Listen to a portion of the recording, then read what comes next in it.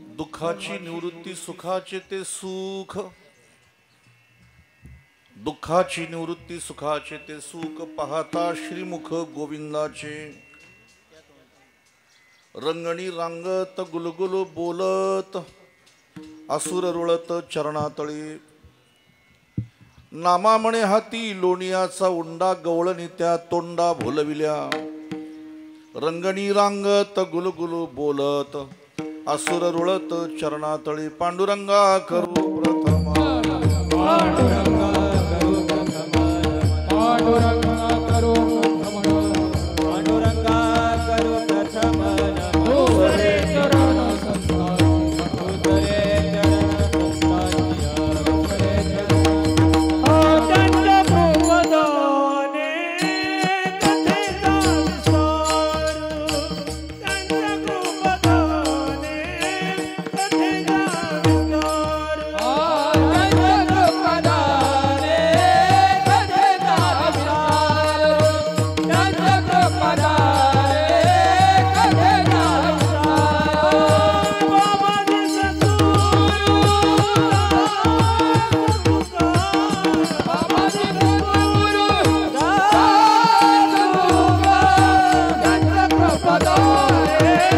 सद्गुरू बाबाजी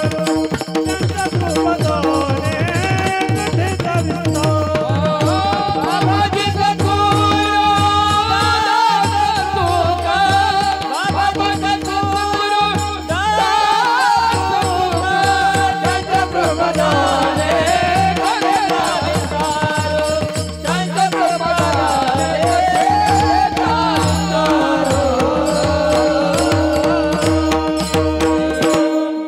त्यांचे कृपादाने कथेचा विस्तारू बाबाजी सद्गुरु दास तुका लोकाभिराम रंगधीरम राजीव नेत्रम रघुवंशनाथम कारुण्यरूपम करुणाकरंतम श्रीरामचंद्रम शरणं प्रपद्ये मनोजवं मरुततुल्यवेगं जितेन्द्रियं बुद्धिमतां वरिष्ठं वातात्मजं वानरयूथमुख्यं श्रीरामदूतं शरणं प्रपद्ये मंगलभवन अमंगलहारी द्रवमुसुदशरताजर बिहारी सिया राममय सब जग जाणी करहु प्रणाम जोरी जुग पाणी जयांची केलिया स्मरण होय सकळ विद्येचे अधिकरण त्याची वंदू श्री चरण श्री गुरूंचे ते नमस्कारोणी आता देवाधिदेवा जगत्रय जीवा देवा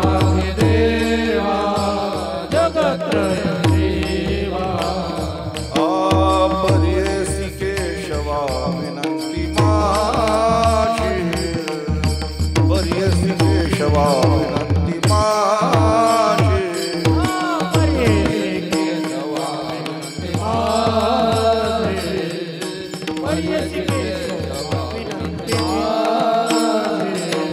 माझी वाणी तुझे वर्णी गुण नाम देवाने तुझे वर्णी गुण नाम ऐसे देई प्रेम काही कळा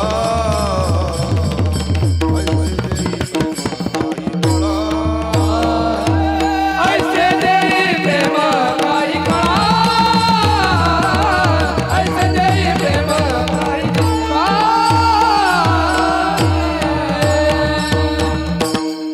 दुःखाची निवृत्ती सुखाचे ते सुख पाहता श्रीमुख गोविंदाचे रंगणी रांगत गुलगुलू बोलत असुर रुळत चरणातळी थोडा या प्राप्त प्रसंगी कीर्तनरूपी सेवेकरिता निवडलेला अभंग या पवित्र महाराष्ट्रातील पवित्र देवनदी अमृतवाहिनी चंद्रभागेच्या तटावर असणारे श्री क्षेत्र पंढरपूर या पंढरपूर क्षेत्रातील महान संत शिंप्याच्या कुळामध्ये अवतीर्ण झालेले श्री पांडुरंग परमात्म्याचे लढीवाळ भक्त आणि संजीवन भक्तीचा पुतळा ज्यांनी भागवत धर्म संप्रदायाचा प्रचार प्रसार केवळ महाराष्ट्रातच नाही तर पंजाब पर्यंत केला असे थोर संत नामदेव महाराजांची 3 चरणाची गवळण म्हणजे गवळण प्रकरणातला अभंग सेवेकरता निवडलेला आहे. विठ्ठल नामदेव महाराज म्हणतात की नामा म्हणे केशी राजा केला नेम चालई माझा आपण सुरू केलेले नियम आणि त्या नियमाचं अधिष्ठान भगवंताला ठेवून भगवंताला सांगायचं की आम्ही सुरू केलेले नियम तू सुरू ठेव म्हणून. म्हणून भगवंताच्या कृपेने या ठिकाणी हा सुरू असलेला हरिनाम सप्ताह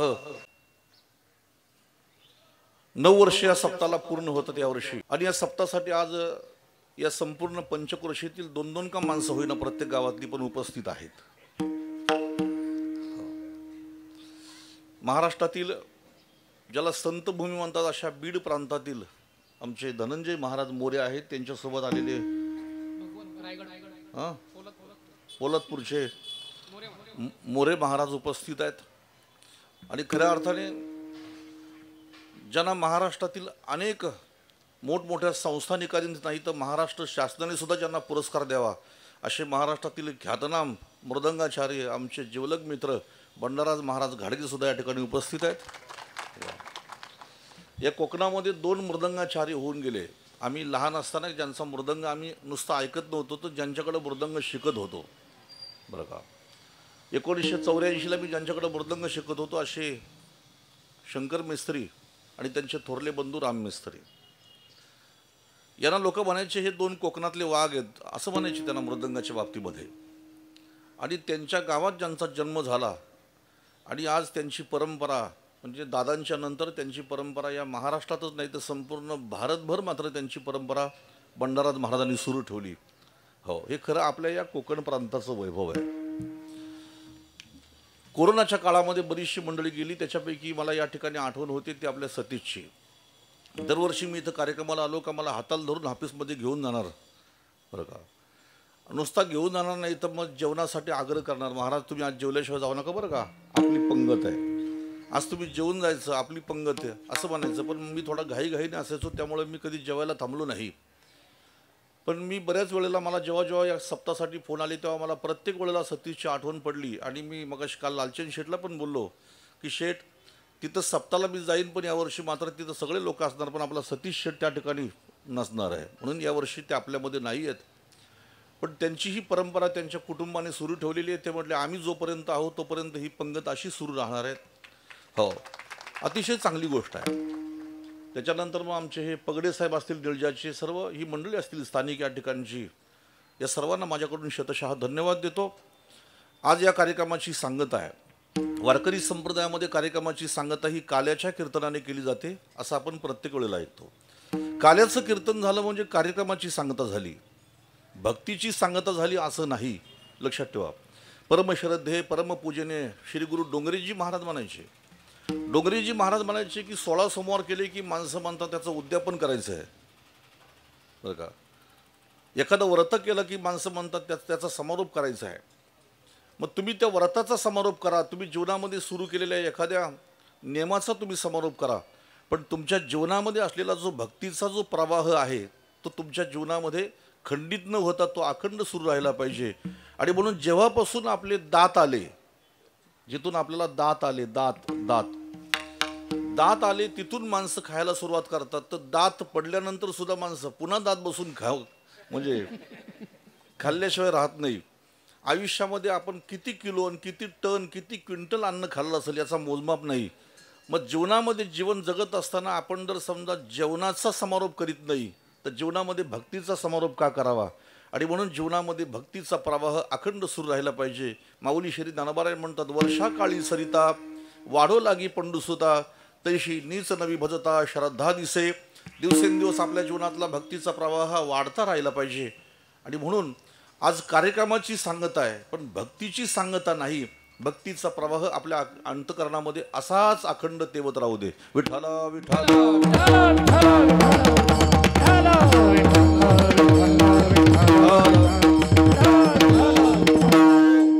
आता ही भक्ती मार्गातली अवस्था म्हणजे काल आहे. माझं काल्याचं कीर्तन झालं. त्या काल्याच्या कीर्तनात मी सांगितलं नागावला की काला ही एक प्रकारची अवस्था आहे. भक्तीमधील अवस्था ही काला. एकदा जीवनामध्ये काला ही अवस्था झाली म्हणजे प्रसाद मिळाला तर तो प्रसाद मिळाल्यानंतर त्या साधकाचं कर्तव्य संपलं जातं. कळलं ना तुम्हाला?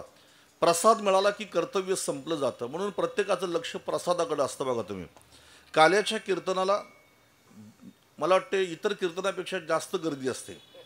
इतर दिवशी न येणारी माणसं पण काल्याच्या दिवशी पुढे येऊन बसतात का नाही. म्हणजे ते म्हणतात आज आम्हाला प्रसाद मिळणार आहे. म्हणजे प्रत्येकाचं लक्ष प्रसादाकडे आहे. प्रसाद स्वतःही खातील आणि घरी बसले त्यांनाही घेऊन जातील, ही माणसाची पद्धत आहे. म्हणजे प्रत्येकाचा डोळा हा प्रसादाकडे लागला असतो. प्रसाद मिळाला की आम्हाला लाभ झाला असं माणसं म्हणतात आणि तेवढीच गोष्ट खरी आहे. परंतु प्रसाद मिळाला की आम्हाला लाभ झाला, आमचं कर्तव्य संपलं, हे बोलणं बरोबर आहे. पण प्रसाद म्हणजे काय ते तर आपल्याला कळलं पाहिजे का नको. विठ्ठला विठ्ठला विठ्ठल विठ्ठल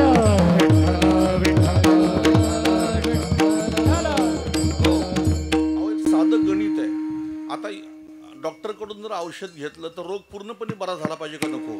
डॉक्टरांच्याकडून आपण जर औषध घेतलं तर रोग पूर्णपणे बरा झाला पाहिजे. भले पूर्णपणे नको पण आराम तर पडायला पाहिजे का नको. नाहीतर तुम्ही गेले नुसतं इंजेक्शन मारलं, गोळ्या खाल्ल्या, याला काय अर्थ नाही. तर त्याच्यातून तुम्हाला फरक पडला पाहिजे. मला सांगा, औषध घेतलं तर रोगाचा आराम पडला पाहिजे तर ते औषध आहे. तसं प्रसाद खाल्ल्यानंतर सुद्धा आपल्या जीवनामध्ये प्रसन्नता येत नाही, आपल्या जीवनातलं दुःख संपत नाही. म्हणजे याचाच अर्थ आपल्याला एक तर खाण्याची पद्धत कळायला नसेल किंवा दुसरी गोष्ट अशी, आपण जो खातो तो खरा प्रसाद नसेल. विठ्ठला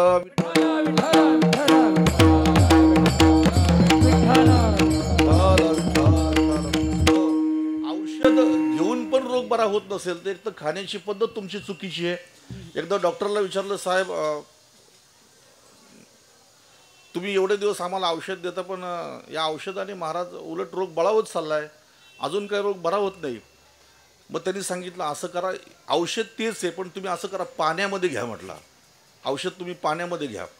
आता तो गेला नाही, असा गुडघाभर पाण्यामध्ये उभा राहिला, बरं का, गुडघाभर पाण्यामध्ये तो उभा राहिला. आणि पुन्हा डॉक्टरकडे आला. डॉक्टर साहेब म्हटला तुम्ही सांगितल्याप्रमाणे औषध मी पाण्यातच घेतलं, मग असं करा थोडंसं जास्त पाण्यात औषध घ्या म्हटलं, मग फरक पडेल. मग छाती एवढ्या पाण्यामध्ये जाऊन तो उभा राहिला आणि तिथं औषध प्यायला लागला. मला सांगा, औषध घ्यायचं जर पथ्य नाही कळलं तर तो औषधसुद्धा माणसाला मारक होऊ शकतो. तसंच आहे, आपण आयुष्यभर प्रसाद खातो आणि लोकांनाही सांगतो मी प्रसाद खाल्ला म्हणून. मग प्रसाद खाल्ल्यानंतर जर आपल्या जीवनातलं दुःख संपत नाही, प्रसन्नता येत नाही, याचाच अर्थ एक तर आपल्याला तो प्रसाद सेवन करण्याचे पथ्य माहीत नाही, दुसरी गोष्ट आपण खातो तो खरा प्रसाद नसावा. तर या दोन गोष्टी अतिशय महत्त्वाच्या आहेत. मग पहिल्यांदा आपल्याला प्रसाद म्हणजे काय तो कळला पाहिजे. तर प्रसाद शब्दाचा अर्थ आहे प्रसन्नता. मानवी जीवनामध्ये असलेली जी प्रसन्नता आहे ती आपल्याला जर मिळत नसेल तर समजायचं आपल्याला अजून खरा प्रसाद मिळालेला नाही. ज्यांना ज्यांना प्रसाद मिळाला, ज्यांच्या जीवनामध्ये प्रसाद ज्यांनी सेवन केला, भक्षण केला, ते स्वतः कबुली देतात. आनंदुरे आजी आनंदुरे,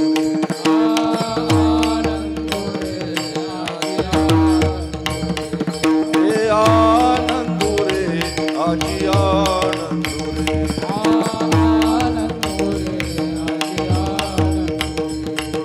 सभायाभ्यंतरी अवघा परमानंदुरे, सभायाभ्यंतरी अवघा परमानंदुरे, सभायाभ्यंतरी अवघा परमानंदुरे, सभायाभ्यंतरी अवघा परमानंदुरे, आनंदुरे आजी आनंदुरे, आनंदुरे आजी आनंदुरे,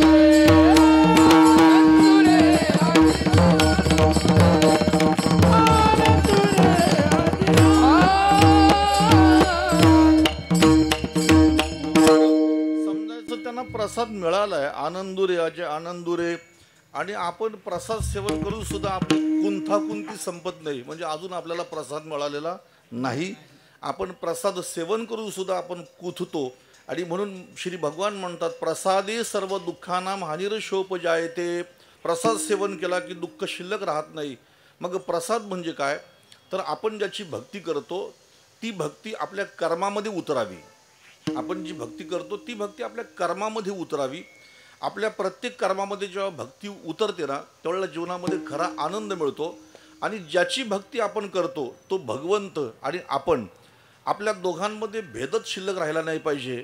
ज्याची मी भक्ती करतो तो मीच आहे.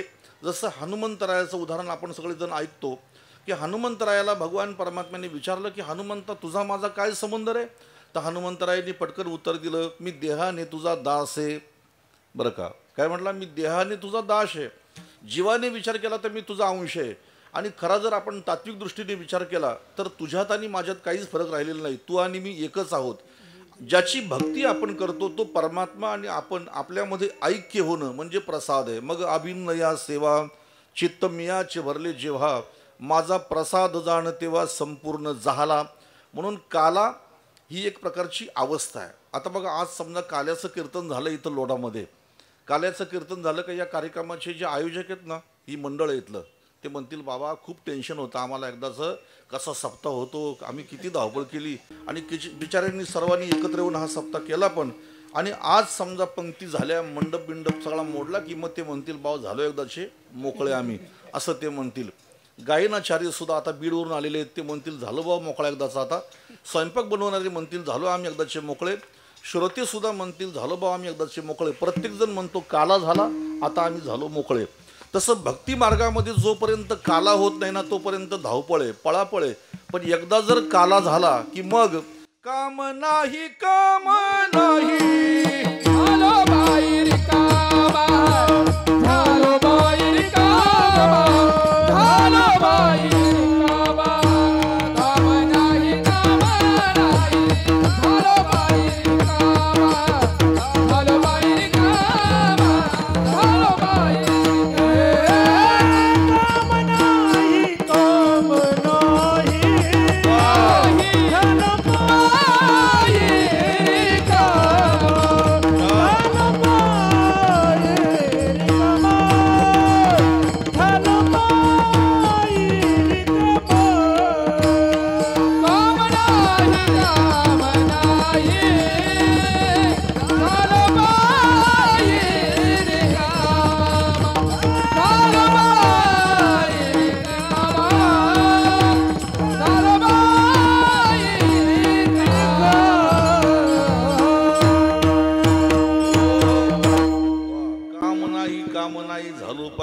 रिकामा. कामना संपली, वासना संपली, आता रिकामा झालो, आता प्रसाद मिळाला.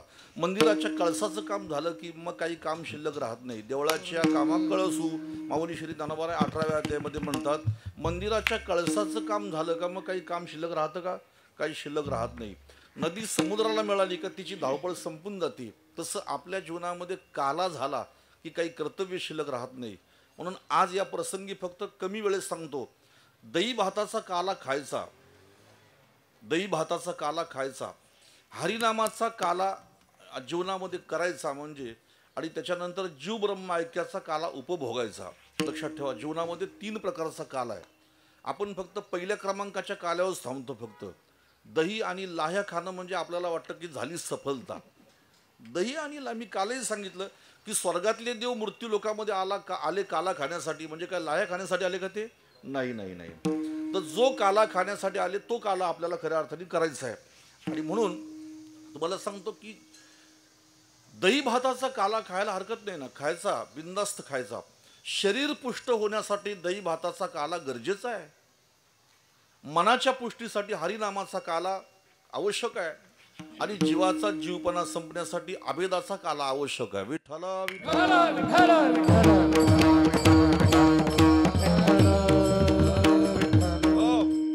सांगतो, भजन करण्यासाठी अंगामध्ये ताकद असली पाहिजे. आपल्या ताकदीशिवाय भजन नाही करता येत. एरवी माणसं जेवढ्या ताकदीने भजन करतात ना तेवढे एकादशीच्या दिवशी माणसं करत नाही. मग आपण त्याला म्हटलं बोल ना, चाल. नाही नाही उपास आहे ना आज. मग आज उपास आहे ना म्हटलं. म्हणजे एकादशीच्या दिवशी माणसाला किती म्हणजे भजन करायला त्याच्या जीवावर येतं. असो, मला हे म्हणायचं आहे की आपल्या शरीरामध्ये पुष्टी येण्यासाठी जेवण गरजेचं आहे. त्याच्यासाठी दही भाताचा काला खायचा, शरीर पुष्ट होण्यासाठी. हरी आणि हरीच्या नामाचा काला करायचा, मनाचा चंचलपणा संपण्यासाठी आणि जीवाचा जीवपणा संपण्यासाठी खऱ्या अर्थाने काला आहे. तुका म्हणे काला कोठे अभेद देखीला. म्हणून आज तुम्ही दही भाताचा पण काला खायचा, हरिनामाचा काला बिनधास्तपणे करायचा आणि जीवनामध्ये प्रयत्न करायचे अभेदाचा काला होण्यासाठी. म्हणून काल्याचं कीर्तन हे प्रसादाचं कीर्तन आहे. इतर कीर्तनामध्ये जी चर्चा केली जाते त्याच्यापेक्षा काल्याच्या कीर्तनामध्ये वेगळी चर्चा असते. इतर दिवशीच्या कीर्तनामध्ये काय असते चर्चा? इतर दिवशीच्या कीर्तनामध्ये चर्चा असते भक्तीची, ज्ञानाची, वैराग्याची. पण काल्याच्या दिवशी जी चर्चा असते ती भगवंताच्या चरित्राची असते. मग भगवंताने कृष्ण अवतारामध्ये जे चरित्र केलं त्या चरित्राचा उच्चार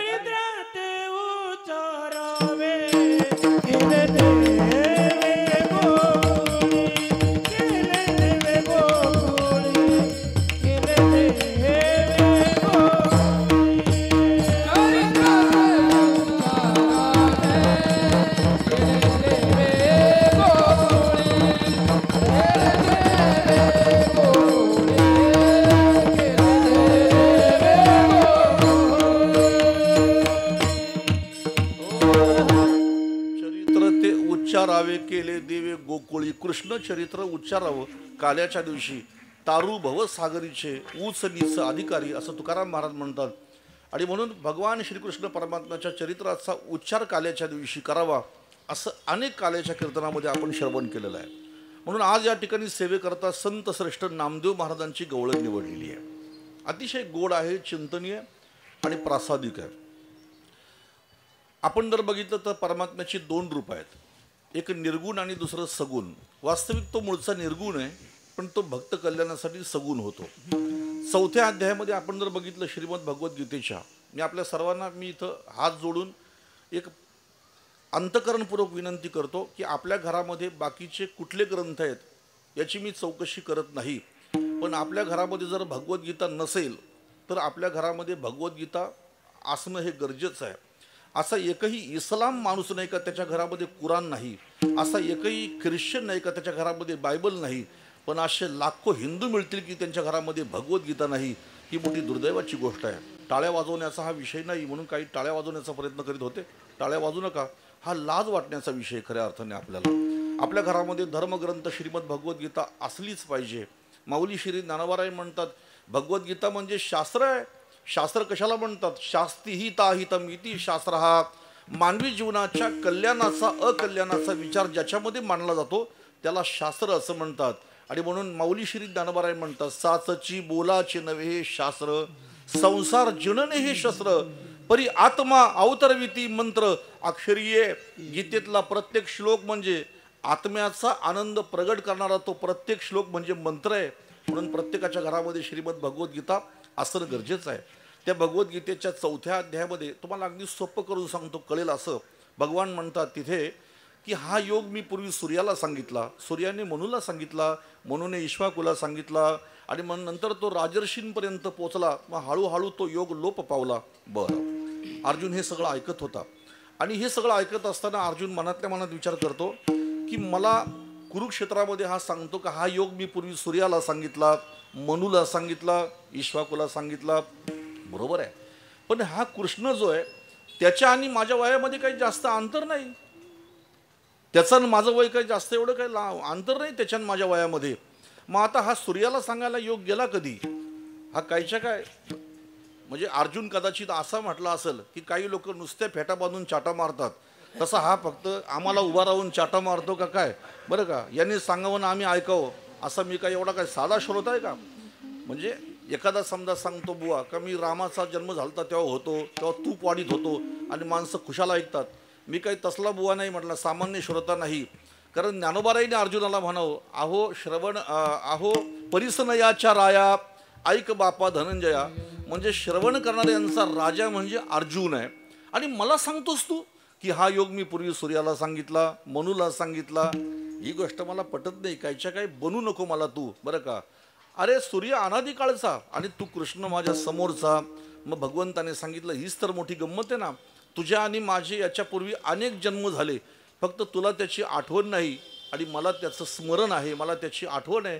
कारण मी अजन्म आहे, मी अव्यक्त आहे, मी गुणातीत आहे, मी निर्गुण आहे, मी जाणण्याच्या पलीकडे. रंग नहीं रूप नहीं नहीं वर्ण छाया, रंग नहीं रूप नहीं नहीं वर्ण छाया, निराकार निर्गुण तुझी रघुराया, निराकार निर्गुण तुझी रघुराया.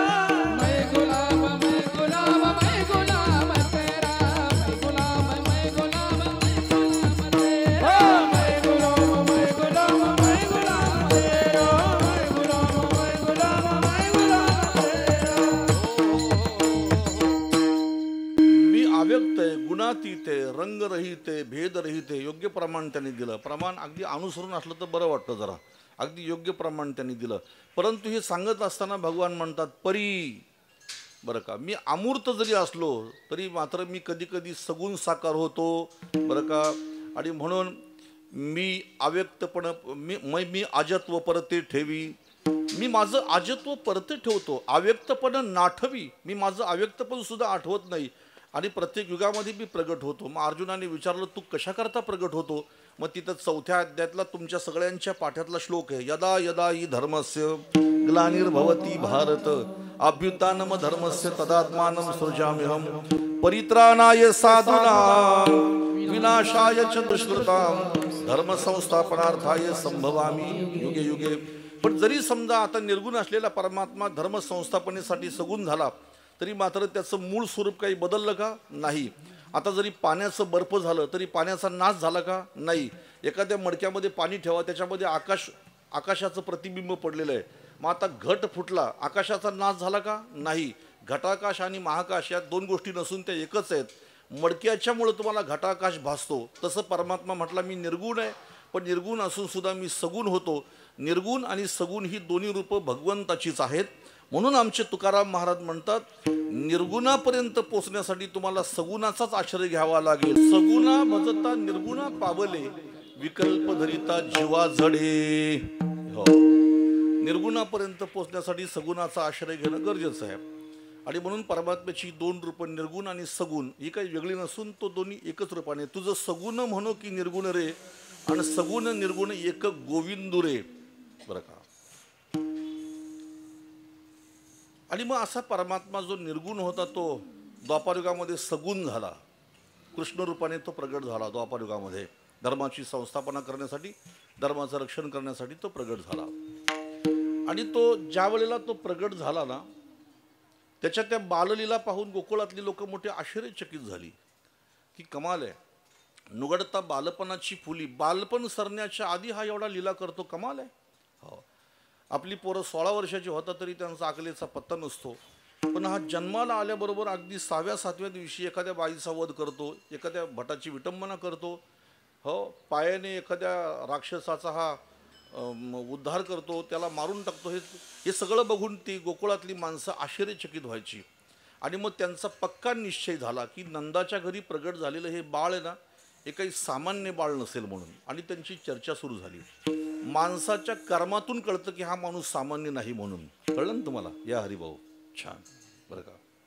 माणसाच्या कर्मातून कळतं की हा माणूस सामान्य नाही.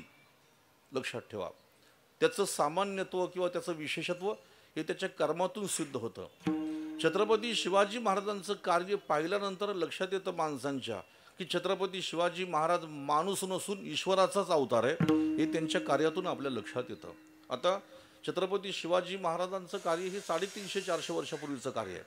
पण आपण जर बघितलं संत श्रेष्ठ सावळाराम महाराजांचं आपण कार्य बघितलं, बाबांचं कार्य बघितलं, तर आपल्या लक्षात येतं की एवढं मोठं कार्य आणि व्यापक कार्य करणारा माणूस असूच शकत नाही. साक्षात त्यांच्या रूपाने देवच प्रगट झाला होता असं म्हणायला हरकत नाही. तसं भगवान श्रीकृष्ण परमात्म्याच्या त्या लीला पाहिल्या आणि गोकुळातल्या लोकांना आश्चर्य वाटायला लागलं, नवल वाटायला लागलं की काय याच्या लीला आहेत, काय हा लीला करतो. म्हणून त्यांचा पक्का निश्चय झाला का हा साक्षात परब्रह्म आहे म्हणून. परब्रह्म निष्काम तो हा गवळिया घरी वाकेवाळे अंधू कृष्ण नवनीत चोरी. हा साक्षात परब्रह्म आहे. आणि म्हणून जेव्हापासून त्या भगवंताचा जन्म झाला तेव्हापासून गोकुळातली माणसं रोज सकाळी उठली की नंदाच्या घरी यायची. उठल्या उठल्या भगवंताचं दर्शन घ्यायला यायची. बरं का? कारण त्याचं श्रीमुख पाहिलं की आमचा दिवस चांगला जातो म्हणून गोकुळातली माणसं यायची रोज आणि भगवंताचं दर्शन घ्यायची. तुम्हाला एक गोष्ट सांगतो, बाकीची लोक सोडा, पण भगवान महादेव सुद्धा रोज यायचे भगवान श्रीकृष्ण परमात्म्याचं दर्शन घ्यायला. आणि तुम्हाला सांगतो, आज जरी कृष्ण अवतार संपला असेल तरी भगवान महादेव आजही तिथं गोकुळाच्या बाहेर तिथं बसलेले आहेत. त्या मंदिराचं नाव आहे आशेश्वर, त्या शिवलिंगाचं नाव आहे आशेश्वर. आणि म्हणून आजही ते अपेक्षा धरून बसलेत की आजही माझा कृष्ण पुन्हा प्रगट होऊ शकतो आणि मी त्याचं सगुण रूप बघू शकतो. म्हणून गोकुळातले सगळे लोक यायचे, सकाळी सकाळी दर्शनाला यायचे. आणि मग ते येताना दही दूध घेऊन यायचे. मग कुणी त्याच्या अंगावरती दही ओतायचं, कुणी दूध ओतायचं. गरीब परिस्थिती होती, पण त्यांनी जेवढं कृष्णासाठी समर्पण केलं ना, यशोदा त्याच्या दुप्पट त्याला देत होती. बरं का? त्याच्या दुप्पट त्यांना देत होती यशोदा त्यांना. हो. आणि एक दिवशी एक बाई आहे ना, ती सगळ्यांच्या आधीच यायची, सर्वांच्या आधी यायची भगवंताचं दर्शन घेण्यासाठी. तिला असं व्हायचं मी सकाळी उठते कधी आणि भगवंताचं ते स्वरूप पाहते कधी. अशी ती भगवान श्रीकृष्ण परमात्म्याच्या भक्तीमध्ये समरस झालेली, न्हावून निघालेली ती गवळण. आणि ती भगवान परमात्म्याचं दर्शन घ्यायला सकाळी उठल्या उठल्या तशीच यायची धावत. यशोदा माता तिला तिने जे आणलं ती घेत नसायची, पण तरी यशोदा माता म्हणायची घे घे. हो, एक नियमच असतो माणसांचा. आपण एखाद्याला दिलं का तो माणूस आपल्याला रिकाम्या हाताने पाठवत नाही, हा नियमच आहे. यशोदा माता तिला द्यायची. एक दिवशी यशोदा माता तिला म्हणते, तुला काय पाहिजे ग? काय पाहिजे असेल तर ते मागून घे ना, लाजू नको. मागायला कशाला लाजायचं? अगं तू रोज येते कृष्णाचं माझ्या मुख पाहण्यासाठी आणि किती प्रेम करते माझ्या कृष्णावरती, तुला काय पाहिजे ते सांग ना. हो, ती म्हणायची मला काहीच नको, मला फक्त कृष्णाचं मुख पाहिजे, बाकी काही नको. यशोदा म्हटली अगं माग ना, तुला काय मागायचं असेल तर. मग ती म्हटली तुम्हाला सांगू आईसाहेब, मी मागन तुम्हाला पण तुम्ही देऊ शकत नाही. मी तुमच्याकडे मागेन पण तुम्ही मला देऊ शकत नाही. यशोदा म्हटली असं कधी होईल का? अगं आमच्या दाराशी आलेला कुठलाच याचं कधी रिकाम्या हाताने जात नाही. तू फक्त माग, मी तू जी मागशील ते तुला देऊ शकतो. तुला गायी पाहिजे, सोनं पाहिजे, वस्त्र पाहिजे, माग ना, तुला काय पाहिजे ते, लाजू नको. ती म्हटली द्याल का? यशोदा म्हटली हो देईन ना, मला तुमचा कृष्णच देऊन टाका म्हटली. मला तुमचा कृष्ण देऊन टाका. यशोदा म्हटली असं कसा कृष्ण तुला देता येईल? अगं कितीतरी दिवस झाले आम्हाला मुळबाळ नव्हतं आणि वय सरता सरता हे बाळ झालंय मला. अगं मला देऊ नका, पण किमान माझ्या मांडीवर तरी द्या ना. मला देऊ नका, पण किमान त्याला माझ्या मांडीवरती तरी द्या. मग यशोदेला वाटलं काय हरकत नाही द्यायला मांडीवरीच्या. मग तिच्या मांडीवरती ज्या वेळेला तिने भगवान कृष्णाला घेतला आणि त्यावेळेला ती जी गवळण होती ती भगवान परमात्म्याच्या मुखकमलाकडे पाहते आणि मुखकमलाकडे पाहता असताना बाकीची बाजूला बसलेली गवळण तिला म्हणते अगं ए दृष्ट पाडशील ना कृष्णावरती. किती बघते त्याच्या मुखाकडं. कारण काय झालं माहिती आहे का, कृष्ण अवतारामध्ये एवढं सौंदर्य होतं भगवंताच्या मुखकमलावरती. त्याचं वर्णन माऊली श्री ज्ञानेश्वर महाराज करतात. तुझी निढळी कोटी चंद्र प्रकाशे, कोटी चंद्र प्रकाशे, तुझी चंद्र प्रकाशे, चंद्र प्रकाशे, तुझी निढळी कोटी चंद्र प्रकाशे, कोटी चंद्र प्रकाशे, तुझी निढळी कोटी चंद्र प्रकाशे, कोटी चंद्र प्रकाशे. कमल नयन हासे वदन हासे, कमल हासे वदन हासे, कमल नयन हासे वदन हासे, कमल नयन हासे वदन हासे. हालकारे कृष्णा डोलकारे, कृष्णा डोलकारे, हालकारे कृष्णा डोलकारे, कृष्ण डोलकारे. हालकारे कृष्ण डोलकारे, कृष्ण डोलकारे, हालकारे कृष्ण डोलकारे, कृष्ण डोलकारे.